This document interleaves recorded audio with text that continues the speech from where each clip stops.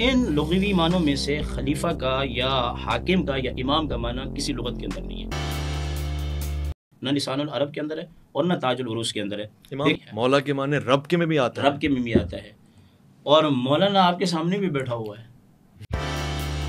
تو رسول اللہ نے سخت ناراضگی کا اظہار اسی وقت فرمایا اور کہا کہ فَإِنَّهُ مِنِّي وَأَنَا مِنْهُ، علی کے بارے میں بات کرتے ہو، علی مجھ میں سے ہے اور میں علی میں سے ہوں، وَهُوَ وَلِيُّكُمْ بَعْدِي مِن بَعْدِي، میرے بعد وہ تمہارا ولی ہے۔ یہ پیغمبر اکرم اس کا صفایا تو پہلے ہی کر چکے تھے۔ لفظ مولا کا جو معنی 27 معنی لکھے گئے ہیں کہ لفظ مولا کے 27 معنی ہیں، تو پیغمبر اکرم نے جو کہا کہ من کنت مولاه فهذا علی مولا، کہ جس کا میں مولا ہوں اس کا علی مولا۔ میں کہتا ہوں 27 معنی نہیں، 27,000 معنی کر لیجئے، مگر پیغمبر نے جب یہ کہا کہ جس کا میں مولا ہوں اس کا علی مولا، یہ کہنے کی کیا ضرورت تھی؟ کہہ دیتے کہ سب کا علی مولا ہے۔ اہل بیت نے اس دن کو کیسے سمجھا، کیسے سمجھایا، اور اس کے لیے کوئی تقریب، کوئی خوشی، کوئی اس طرح کی چیزیں ہوئی جیسے آج ہوتی ہیں؟ جی بالکل، اہل بیت اطہار علیہ السلام نے اس دن خوشی منائی ہے، اور امام جعفر صادق علیہ السلام نے اس بارے میں امر فرمایا اور حکم فرمایا ہے کہ اس دن خوشی مناؤ، یہ عید الاعیاد ہے، عیدوں کی عید ہے۔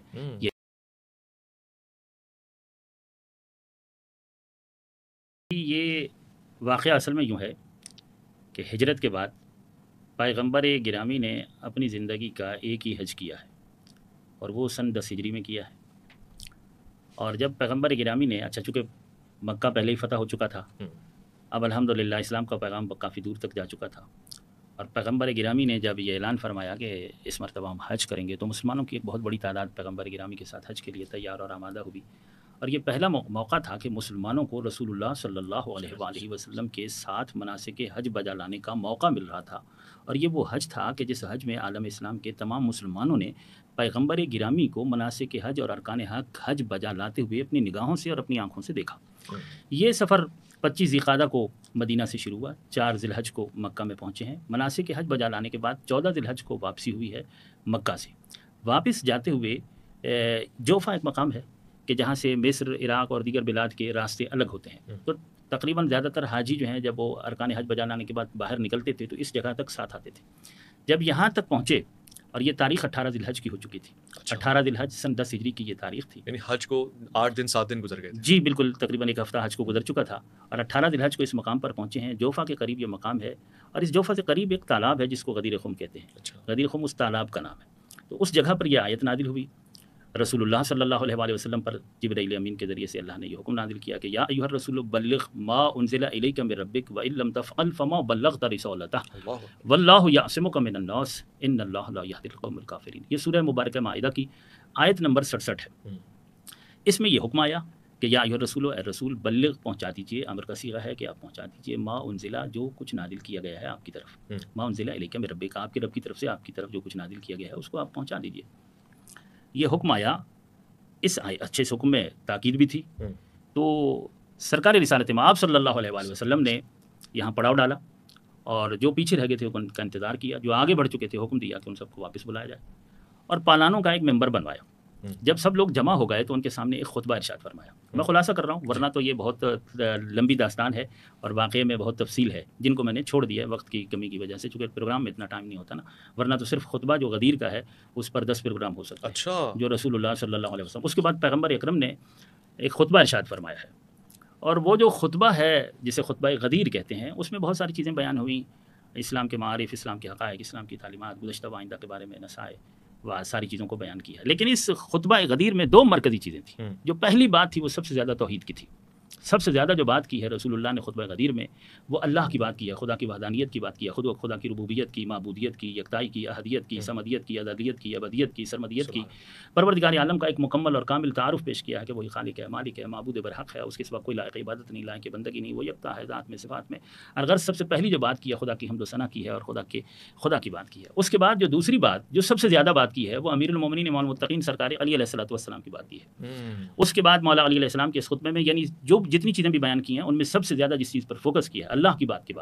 وہ امیر المومنین کی بات ہے، وہ حضرت علی علیہ الصلوۃ والسلام کی ولایت کی بات ہے، ان کی امامت کی بات ہے، ان کی عظمت کو بیان کیا، ان کی فضیلت کو بیان کیا، ان کے محاسن کو بیان کیا، ان کے مناقب عظمتوں کو، فضیلتوں کو، اور پھر ایک اعلان فرمایا کہ من کنت مولاه فهذا علی مولاه۔ اس سے پہلے اقرار لے لیا کہ کیا میں تم سب کی، سارے مسلمانوں سے، کہ تم سب کی جانوں پر، تمہارے نفسوں پر، تمہارے نفوس پر اور تمہاری مالوں پر تم سے زیادہ حق نہیں رکھتا ہوں، اولا بالتصرف۔ جی، تو وہ سب نے اقرار کیا کہ جی آپ کو ہماری جان و مال پر ہم سے زیادہ حق تصرف حاصل ہے، اور یہ اقرار لینے کے بعد کہا کہ پھر دیکھو جس کا میں اولا بالتصرف، جس کا میں حاکم ہوں، اب اس کا علی حاکم ہے، من کنت مولا فہد علی مولا، کہ جس کا میں مولا اس کا علی مولا، یہ اعلان کیا۔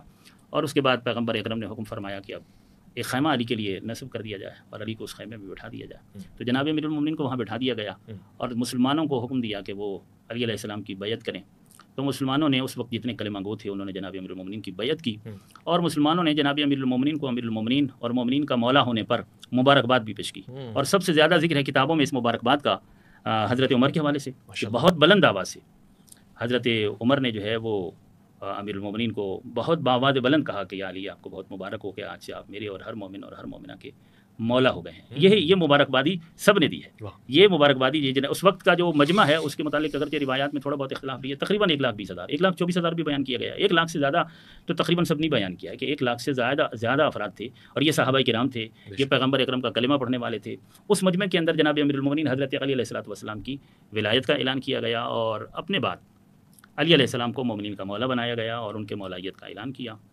یہ وہ خوشی تھی جس کو آج تک مومنین مناتے ہیں، اسی کو عید غدیر کہا جاتا ہے، یعنی جناب امیر المومنین حضرت علی علیہ الصلوۃ والسلام کے اعلان ولایت اور ان کے اعلان امامت پر خوشی منانا، ان کو اپنا مولا دل و جان سے ماننا اور تسلیم کرنا، اور یعنی گویا کہ ان کی تاج پوشی کا جشن ہے، ٹھیک ہے نا۔ امیر المومنین حضرت علی علیہ الصلوۃ والسلام کی تاج پوشی کا جشن ہے، اگرچہ حضرت علی علیہ الصلوۃ والسلام کی ولایت کا اعلان دعوت ذوالعشیرہ میں ہی کر دیا گیا تھا۔ پہلی جو اسلام کی پہلی دعوت ہے جو حضرت ابو طالب کے گھر میں ہوئی ہے، تو اس میں ہی جو خطبہ تھا عشیر کا، اس میں بھی اسی طریقے سے سب سے پہلے توحید کی بات ہے، پھر اپنی نبوت رسالت کی بات ہے، اور پھر کہا کہ تم میں سے ہے کوئی کہ جو میری مدد کرے، تو حضرت علی علیہ السلام کھڑے ہوئے، اور یہ 3 مرتبہ علی کو بٹھایا گیا کہ کوئی اور اگر کھڑا ہونا چاہے تو، پھر تیسری مرتبہ جب مولا کھڑے ہوئے اور انہوں نے کہا کہ میں آپ کا مددگار ہوں، میں گواہی دیتا ہوں کہ اللہ کا سوا کوئی شریک نہیں ہے، اور میں گواہی دیتا ہوں کہ آپ اللہ کے سچے رسول ہیں، تو پھر پیغمبر اکرم نے اس کے جواب میں کہا کہ یا علی انت اخی و وصی و خلیفتی و ولی اللہ، کہ آپ میرے بھائی ہیں، میرے وصی ہیں، میرے خلیفہ ہیں، میرے جانشین ہیں اور اللہ کے ولی ہیں۔ دعوت ذوالعشیرہ میں علی کی ولایت کا اعلان کیا ہے، اور پھر یہ دعوت یعنی 10 ذی الحج 18 ذی الحج 10 ہجری،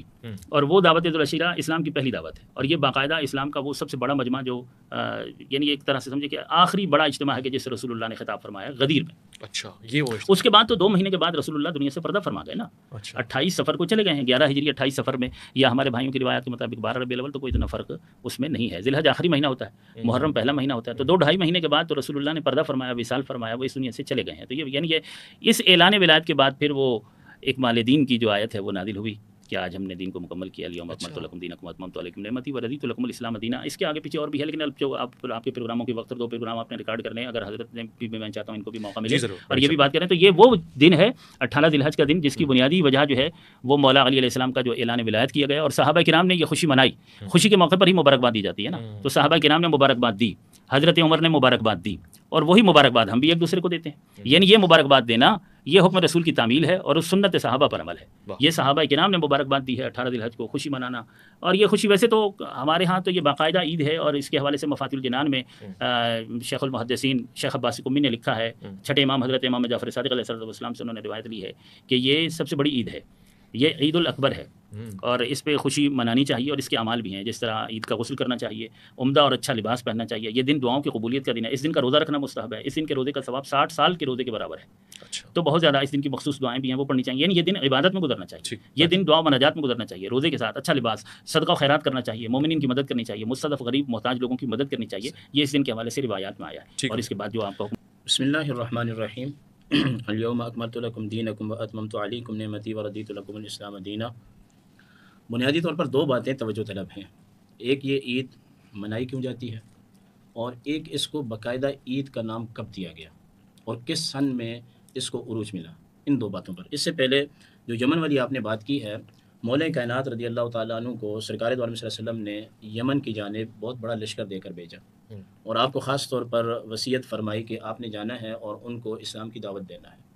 اگر وہ اسلام کی دعوت کو قبول کر لیں تو ان کا جان، مال، عزت، آبرو سب محفوظ ہو جائے گا، اور اگر وہ اسلام کی دعوت کو قبول نہ کریں اور پھر وہ لڑائی کے لیے تیار ہو جائیں تو پھر آپ ان سے جہاد کریں نرمی کے ساتھ۔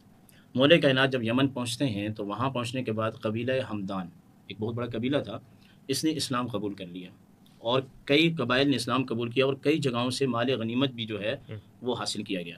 مال غنیمت اور خمس کے بارے میں باقاعدہ قرآن کریم نے فرمایا وَاعْلَمُوا أَنَّمَا غَنِمْتُم مِّن شَيْءٍ فَأَنَّ لِلَّهِ رسول، خمس کا یہ لفظ استعمال ہوا ہے۔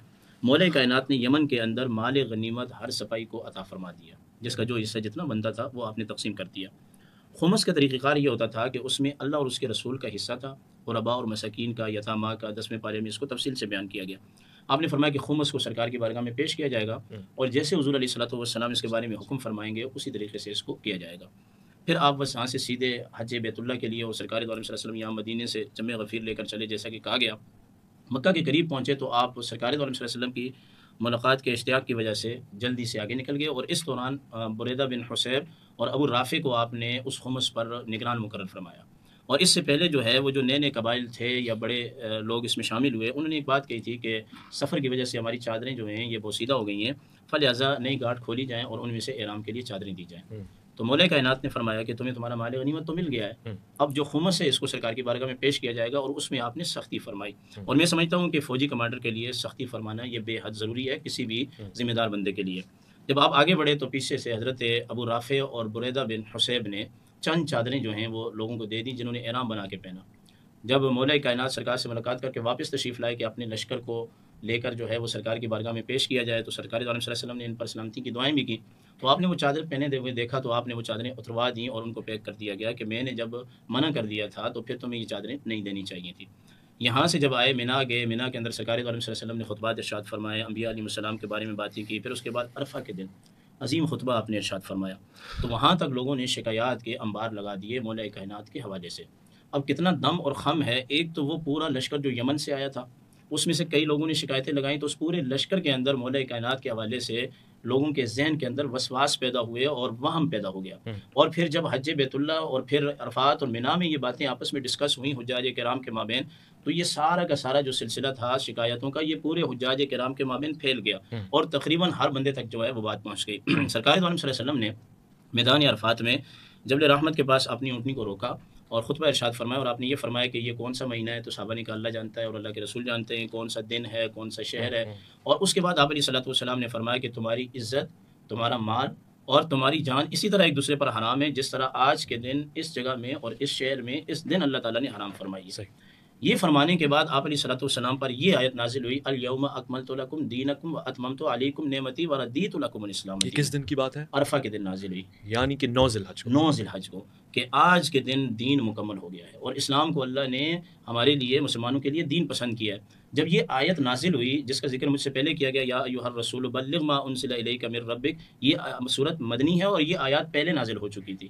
یہ سب سے آخر میں نازل ہونے والی آیت ہے جس کا میں ذکر کر رہا ہوں۔ سرکار دو عالم صلی اللہ علیہ وسلم نے یہ آیت پڑھ کے صحابہ کرام کو سنائی، اور اس کے بعد تقریباً یہ شیعہ اور اہل سنت کتب میں حدیث موجود ہے، عرفات کے میدان میں سرکار نے فرمایا بلغوا عنی ولو آیہ، کہ پہنچا دو میری جانب سے ایک ہی آیت کیوں نہ ہو، تو دین یہاں مکمل ہو گیا، اور نبی کریم علیہ السلام نے دین صحابہ کرام کے سپرد کر دیا۔ اور صحابہ کرام جب ہم کہتے ہیں تو اہل بیت اس میں شامل ہیں، مولا کائنات اس میں شامل ہیں، ازواج مطہرات شامل ہیں، اور جناب فاطمہ الزہرا، ان تمام کو دین نبی کریم علیہ السلام نے وہاں منتقل کر دیا، اور یہ فرمایا کہ اس کے بعد تم سے میری ملاقات نہیں ہوگی۔ یہ کہنے کے بعد آپ علیہ الصلوۃ والسلام مدینہ المنورہ جب واپس پلٹے تو چونکہ مولا کائنات پر الزام لگے تھے اور ان الزام کو دور کرنا بے حد ضروری تھا، تو جوفہ سے 2 میل کے فاصلے پر، جیسے ابھی آپ کہہ رہے تھے عید غدیر خم، یہ لفظ بھی تھوڑا سا میں ٹھیک کرنا چاہوں گا، عید غدیر خم نہیں ہے، عید خم غدیر۔ اچھا، ہاں، کیونکہ خم جو لفظ ہے اس کا معنی ہوتا ہے جھکا ہوا، اور یہ نکرہ ہے، اور غدیر معرفہ ہے، غدیر اس مخصوص کنویں کو کہتے ہیں، اور مضاف کبھی جو ہے وہ معرفہ نہیں ہوتا۔ جب بھی ہم کسی اسم کو مضاف بنائیں گے تو اس کو ہم کیا بنائیں گے؟ نکرہ کو بنائیں گے، اور یہ شیعہ کتب کی عبارات میں بھی میری نظر سے چند باتیں گزری، اس کا میں ذکر کروں گا کہ انہوں نے اس کا نام رکھا ہے عید خم غدیر، نہ یہ کہ غدیر خم۔ اس مقام پر آپ علیہ السلام نے پھر توحید کے بارے میں بیان فرمایا، اور بیان فرمانے کے بعد آپ نے مولا کائنات کے بارے میں فرمایا کہ من کنت مولاہ فعلی مولاہ۔ یہ مستند ہے، اس میں جی، یہ حدیث صحیح حدیث ہے، اور امام نسائی نے اس کے بارے میں لکھا ہے کہ یہ اس کے تمام جو ثقات ہیں وہ اس میں یہ ہیں کہ ثقہ ہیں، کسی پر کوئی کلام نہیں ہے، ماشاءاللہ، یعنی یہ مستند ترین چیز ہے۔ میں نے آپ کے پچھلے پروگرام کے اندر بھی ابھی میں اسکرین شاٹ لے کے آیا ہوں، مولا کے معنی جو ہیں وہ میں نے بیان کیے تھے۔ چیزیں اگر بار بار ہو جائیں گی تو اس میں یہ ہوگا کہ چلیں سمجھنے میں آسانی ہوگی۔ ان لغوی معنوں میں سے خلیفہ کا یا حاکم کا یا امام کا معنی کسی لغت کے اندر نہیں ہے، نہ لسان العرب کے اندر ہے اور نہ تاج العروض کے اندر ہے۔ امام کا بھی نہیں ہے، آپ کہہ رہے ہیں؟ نہیں، میں پڑھ کے سنا دیتا ہوں۔ المولا، المالک، العبد، الموتق، الموتق، الصاحب، القریب، الجار، الحلیف، ابن العم النزیل الشریک ابن الاخت الولی الرب الناصر المنعم المحب التابع السحر، یہ مولا کے معنی بیان کیے گئے. ان میں سے اور ربو بھی ہے اس میں. جی ربی ہے، مولا کے معنی رب کے میں بھی آتا ہے. رب کے میں بھی آتا ہے. اور مولانا آپ کے سامنے بھی بیٹھا ہوا ہے. اور مولانا آپ کا کسی اعلان غدیر خم میں نہیں ہوا. مولانا میری بغل میں بھی بیٹھے ہوئے ہیں. تو یہ مولا ایسا لفظ ہے کہ جو انت مولانا، قرآن کریم میں بھی اس میں انت مولانا فانصرنا علی القوم الکافرین، اے اللہ تو ہمارا مولا ہے. تو یہ طے ہے کہ اصول کہ جب تک ایسا لفظ جو مختلف معنی کے اندر شرکت رکھتا ہو، کرینہ قویہ نہ ہو، اس وقت تک کسی خاص معنی کو آپ نہیں لے سکتے. اچھا اب ہم حدیث کو جب دیکھتے ہیں تو پھر اس میں یہ ہے کہ امام حسن مصنع، چونکہ یہ امام حسن کے شہزادے ہیں جو کہ کربلا کے اندر بھی شریک ہوئے اور اس کے بعد واپس مدینہ پلٹے اور حسنی سادات انہی سے چلے ہیں. ان سے کسی نے پوچھا کہ یہ جو خم غدیر ہے اس مقام پر مولا کائنات کی خلافت کا اعلان ہوا تھا.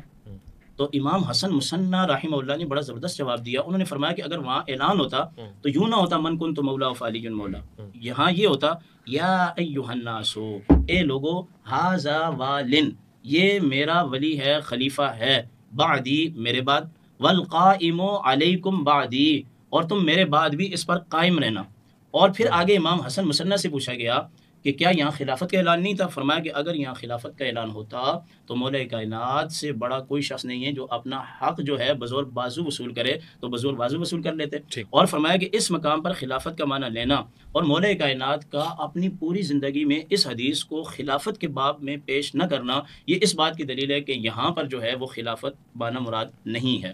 ایک بات. دوسری بات یہ ہے میں تاکہ نتیجہ نکال، آپ سوال کریں گے تو پھر آپ کے پاس آئیں گے. جی میں نتیجہ نکال لوں. حضرت علی رضی اللہ تعالیٰ عنہ نے جب اپنی خلافت کی بات کی ہے کبھی خم غدیر کو پیش نہیں کیا. یہاں تک کہ نہج البلاغہ میں یہ بات موجود ہے جب آپ کو زخمی کیا گیا، نبی علیہ السلام بھی حالت علالت میں گئے، آپ کو موقع ملا، حضرت سیدنا صدیق اکبر بھی، عمر بن خطاب بھی، سیدنا عثمان بن عفان بھی، مولا کائنات بھی، یہ 5 برگزیدہ شخصیات ایسی ہیں کہ ان کی وفات شریف اچانک نہیں ہوئی.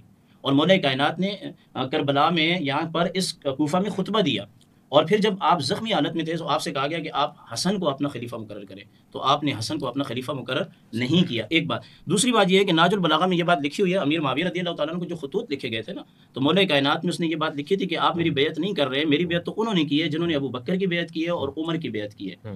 اگر غدیر قوم پر آپ کی خلافت کے بارے میں کوئی بات ہوتی تو اس کو ضرور بیان کیا جاتا. دوسری بات یہ ہے، اچھا اس سے پتہ لگتا ہے کہ آپ نہج البلاغہ پڑھتے ہیں. جی الحمدللہ میں پڑھتا ہوں. مطلب یہ کیوں ہے کہ ہم میں سے کوئی پڑھے تو کہتے ہو نہج البلاغہ پڑھ رہے ہیں؟ ابھی تو نہیں، میرے پاس موجود ہے اور میں آپ کے پروگرام کی وساطت سے کہوں گا مجھے مل نہیں رہے، اگر آپ مجھے شیعہ کتب اصول اربع اگر دلا دیں گے تو یہ آپ کے لیے اچھا ہوگا. آپ پہلے مجھے نہج البلاغہ دلا دیں. اچھا دوسری بات جو ہے، سرکار دو علیہ وسلم جب بیماری کے ایام میں تھے نا، حضرت عباس رضی اللہ تعالیٰ عنہ، مولا کائنات، دونوں عیادت کے لیے آئے. یہ بات بڑی توجہ طلب ہے. جب عیادت کے لیے آئے، باہر نکلنے لگے تو حضرت عباس رضی اللہ تعالیٰ عنہ نے مولا کائنات سے کہا کہ آپ جائیں حضور علیہ السلام سے خلیفہ کی بات کریں. تو مولا کائنات نے یہاں جو جواب دیا وہ جواب یہ ہے، آپ نے فرمایا اگر میں خلیفہ کی بات کروں، اللہ کے نبی منع فرما دیں تو یاد رکھ لو عباس دوبارہ کبھی بھی ہم خلیفہ نہیں بن سکیں گے. فلہذا میں نے کوئی بات نہیں کرنی. اگر غدیر خم غدیر کے مقام پر خلافت کا اعلان ہو جاتا تو حضرت عباس مشورہ کیوں دیتے اور مولا کائنات جو ہے جواب کیوں دیتے؟ پھر آخری اس باب کے اندر ابتدا کہاں سے ہوئی یہ میں اگلے اس میں آپ نے کروں گا، ٹائم میرے خیال میں مکمل ہونے والا ہو گیا. آخری جو بات کر رہا ہوں وہ یہ ہے، کلینی ہوں یا توسی ہوں یا کمی ہوں، ان تمام کے نزدیک جب کسی چیز کو ثابت کریں گے تو حدیث متواتر سے کریں گے، حدیث مشہور سے نہیں کریں گے. تو اس حدیث سے خلافت کا معنی، جس سے خلافت کا معنی نکلتا ہی نہیں ہے، خلیفہ اور امام کا معنی لینا، یہ شیعہ اصول کے بھی خلاف ہے، کیونکہ یہ حدیث تواتر کے ساتھ نہیں ہے. یہ من کنت مولا والی جی یہ تواتر کے ساتھ نہیں ہے، کیونکہ تواتر کی جو حدیث ہوتی ہے اس کا انکار کرنے والا دائرہ اسلام سے خارج ہو جاتا ہے. آپ کہہ رہے ہیں کہ من کنت مولا تواتر کے ساتھ نہیں ہے؟ تواتر کے ساتھ نہیں ہے، یہ حدیث صحیح ہے. اچھا صحیح تو ہے، صحیح ہے. دیکھیں حدیث کی جو ہے نا، میرے خیال ہے کہ اس میں بڑا تواتر موجود ہے. نہیں آپ تواتر سے کوئی اور تواتر سمجھ رہے ہیں. اچھا چلے میں اس کو آگے بڑھتا ہوں. تواتر اس کو کہتے ہیں کہ اتنی بڑی جماعت اس کو نقل کرے کہ جس کا جھوٹ پر اجماع ہونا جو ہے یہ محال ہے. اور آپ کی اطلاع کے لیے عرض ہے کہ یہ حدیث نقل بھی سنی کتابوں میں وہ کر رہا ہے جس نے شکایت کی تھی، حضرت بریدہ بن حسیب کر رہے ہیں، اور دوسرے مقام پہ زید بن ارقم کر رہے ہیں. تو یہ دو ہی شخص ہیں. ٹھیک ہے، میں آگے بڑھتا ہوں، اور لیکن کچھ انٹرسٹنگ باتیں جو آپ نے میرے علم میں ڈالی ہیں اور وہ سیکھنے سے تعلق رکھتی ہیں. ایک جگہ پہ میں اپنے ناظرین کو بتانا چاہتا ہوں کہ ایک بہت ہی علمی گفتگو ہو رہی ہے اور اس میں فضائل اور مناقب ہیں. اس میں موضوع ہمارا خلافت نہیں، لہٰذا ہم اس طرف بھی نہیں جا رہے. ہم صرف اس دن کی اہمیت کو اور اس کے تاریخی سیاق و سباق کو پیش کرنا چاہ رہے ہیں. آپ نے بتایا کہ مولا کے ایک معنی جہاں بے شمار معنی، وہاں رب بھی ایک معنی ہے، یعنی یہ بھی ہو سکتا ہے کہ میں جس کا رب ہوں علی اس کا رب ہے، اس طرح سے بھی ہو سکتا ہے. اچھا اس میں ایک شرعی معنی بتا دوں، رب اللہ کا نام بھی ہے، اس میں صفتی ہے، یہ غیر اللہ کے لیے استعمال ہو سکتا ہے مگر مضاف بن کر. یہ شرعی مطلب بتانا بہت ضروری ہے. جیسے کہتے ہیں کہ رب المال، تو اب یہاں معنی ہوگا مال کا مالک. ٹھیک ہے، میں علامہ صاحب کی طرف آتا ہوں. علامہ صاحب، میری نالج میں اضافے کے لیے 2-4 اسی طرح کے سوالات ہیں.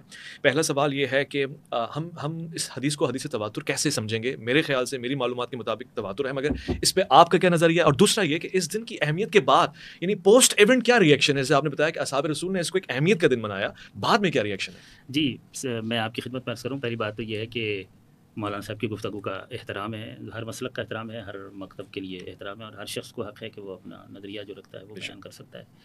آج کا جو پروگرام ہے یہ چونکہ غدیر کے حوالے سے ہے اور من کن تو مولا ہو فہد علی مولا کے حوالے سے ہے، تو میرا خیال ہے کہ حق یہی ہے کہ گفتگو میں فوکس حضرت علی علیہ السلام کو رکھا جائے اور گفتگو کا محور امیر المومنین حضرت علی علیہ السلام کی ذات رہے. یہی حق بنتا ہے چونکہ پروگرام اس حوالے سے نا غدیر کے حوالے سے اور اس اعلان کے حوالے سے ہے.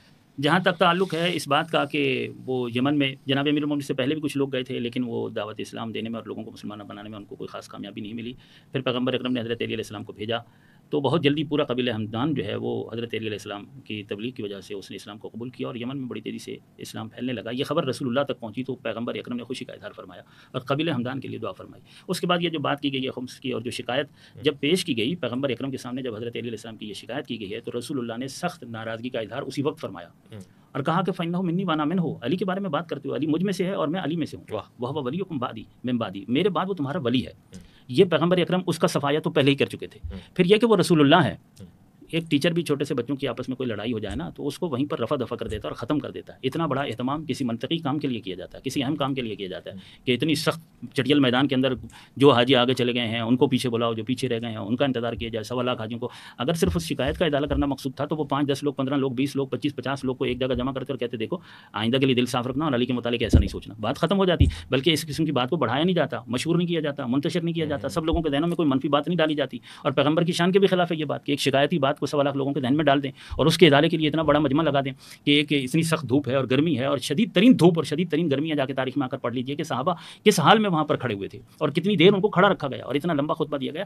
آغا صاحب کو حق ہے وہ اپنا موقف بیان کر سکتے ہیں، لیکن یہ شیعہ تفاسیر کے علاوہ بہت سارے حوالے میں دے سکتا ہوں تفاسیر اہل سنت کے کہ یہ یا ایھا الرسول بلغ ما انزل کی آیت نازل ہوئی اور اعلان ولایت کے بعد الیوم کی آیت نازل ہوئی، الیوم اکملت لکم دینکم وہ ایک الگ بات ہے. بہرحال ان کا بھی موقف ٹھیک ہے، جہاں انہوں نے دیکھا ہے ان کتب میں ایسا ہی ہے اور ان لوگوں کا یہی نظریہ ہے. درست ہے، یہ بات اپنی جگہ صحیح ہے.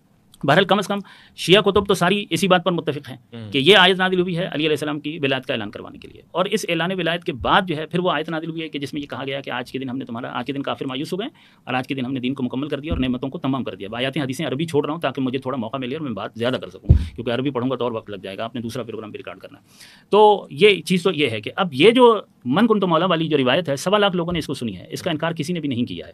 110 صحابہ جو ہیں وہ اس روایت کے راوی ہیں، 82 تابعین ہیں جو اس روایت کے راوی ہیں. 360 صاحبان علم و فضل نے اپنی کتابوں کے اندر غدیر کی روایت کو لکھا ہے.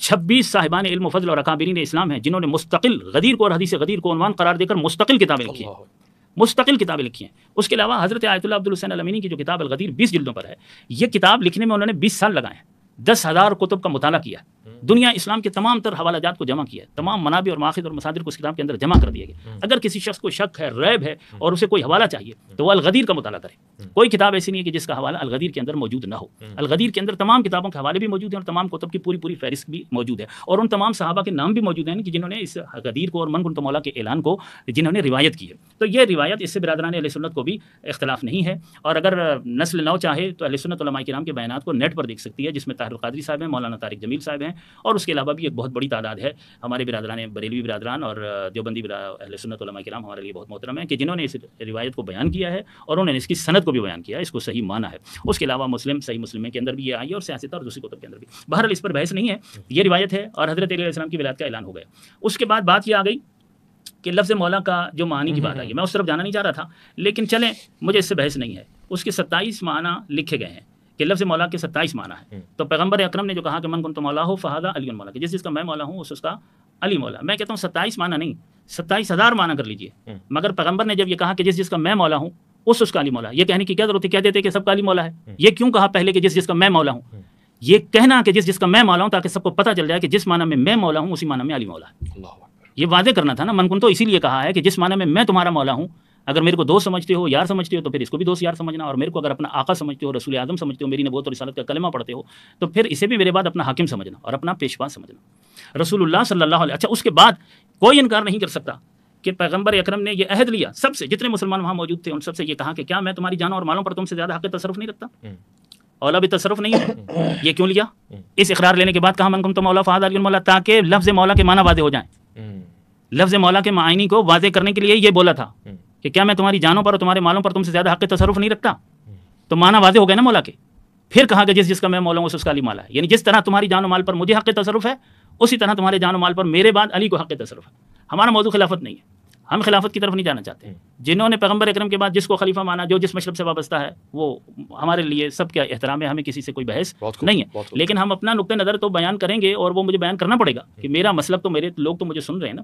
اگرچہ میں تمام مسالک کا احترام کرتا ہوں اور تمام مکاتب کا میں احترام کرتا ہوں، تو یہ بات کہ حدیث غدیر کا کوئی انکار نہیں کر سکتا. لفظ مولا کے معنی 27 نہیں 27,000 ہوں. پیغمبر اکرم نے 2 باتیں کہہ کر لفظ مولا کے معنی کا تعین کر دیا ہے. ویسے 18 مقامات پر قرآن مجید میں مفرد صورت میں آیا لفظ مولا. قرآن مجید کا مطالعہ کر لیا جائے، احادیث میں کہاں کہاں پر لفظ مولا کس کس معنی میں آیا اس کا مطالعہ کر لیجیے، لغات کو بھی دیکھ لیجیے. میں اس کو انکار نہیں کر رہا ہوں کہ اس کے معنی ہیں، اس میں کوئی شک نہیں. لیکن پیغمبر نے انہی معنی کی اصلاح کے لیے یہ کہا کہ جس کا میں مولا ہوں اس کا علی مولا. اسی معنی کو درست کرنے کے لیے، اس معنی کو ٹھیک کرنے کے لیے پیغمبر نے کہا کہ کیا میں تمہاری جانوں پر اور تمہارے مالوں پر تم سے زیادہ حق تصرف نہیں رکھتا، تاکہ لفظ مولا کے معنی ٹھیک ہو جائیں. بعد میں کوئی اس لفظ مولا کے معنی یہ نہ سمجھے کہ پیغمبر نے اس معنی میں کہا ہوگا، پیغمبر نے اس معنی میں کہا ہوگا، پیغمبر نے اس معنی میں کہا ہوگا. دوست کو تو وہ حق تصرف نہیں ہو سکتا جو رسول اللہ کو تھا. اگر رسول اللہ یہ کہنا چاہ رہے ہیں کہ جو مجھے دوست رکھتا ہے ولی کو بھی دوست رکھے، تو ہر دوست کو تو حق تصرف نہیں ہے. یہ کوئی قانون بیان کر رہے ہیں جو شرعی قانون. ایک سوال جو جس کی تشنیگی مجھے محسوس ہو رہی ہے، بہت کامل گفتگو ہے آپ کی. اس ایونٹ کے بعد جی بعد والے سالوں میں اہل بیت نے اس دن کو کیسے سمجھا، کیسے سمجھایا، اور اس کے لیے کوئی تقریب، کوئی خوشی، کوئی اس طرح کی چیزیں ہوئی ہیں جیسے آج